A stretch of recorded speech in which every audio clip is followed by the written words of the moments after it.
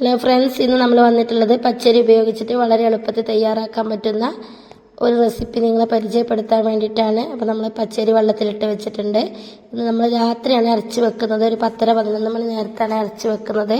ഒരു 4 മണിക്കൂറെങ്കിലും നമുക്ക് തിരിക്കണം. 4 മണിക്കൂറിൻ്റെ കൂടുതലായി പോയി കഴിഞ്ഞാൽ നമ്മൾ അപ്പസോഡ കൂടുതലാണെന്നുണ്ടെങ്കിൽ അപ്പസോഡല്ല, നമ്മൾ ഈസ്റ്റ് ചേർക്കുന്ന അളവ് കുറക്കണം. അപ്പോൾ നമ്മൾ എത്രയാണോ ടൈം വെക്കുന്നത് അതിനനുസരിച്ച് ഈസ്റ്റിൻ്റെ അളവ് കുറക്കാൻ ശ്രദ്ധിക്കുക.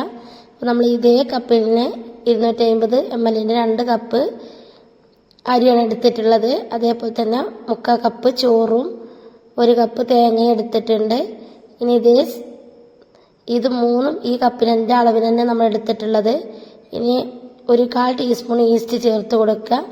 അതേപോലെ തന്നെ 2 അല്ലി വെളുത്തുള്ളി, ഒരു 4 അല്ലി ചെറിയുള്ളി, ഒരു 1/2 ടീസ്പൂണ് ചെറിയ ജീരകം പൊടിച്ചത്, ഇവയെല്ലാം കൂടി ഒന്ന് നന്നായി മിക്സിയിൽ അരച്ചെടുക്കുക.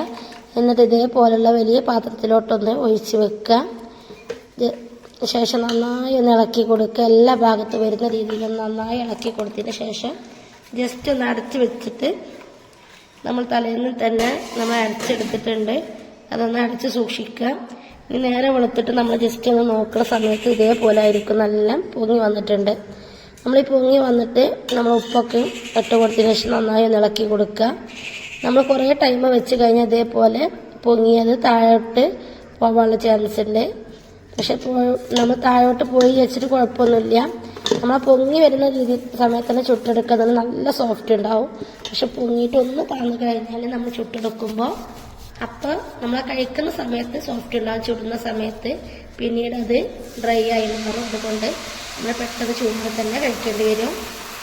അപ്പോൾ വീഡിയോ നന്നായി ശ്രദ്ധിച്ച് കാണാം. വീഡിയോ ഇഷ്ടപ്പെട്ടാൽ ലൈക്ക് ചെയ്യാനും ഷെയർ ചെയ്യാനും കമൻറ്റ് ചെയ്യാനും സബ്സ്ക്രൈബ് ചെയ്യാനും തൊട്ടടുത്ത് കാണുന്ന ബെല്ലൈക്കൺ കൂടി ക്ലിക്ക് ചെയ്യാനൊന്നും മറക്കരുത്. അപ്പോൾ താങ്ക് യു ഫോർ വാച്ചിങ്.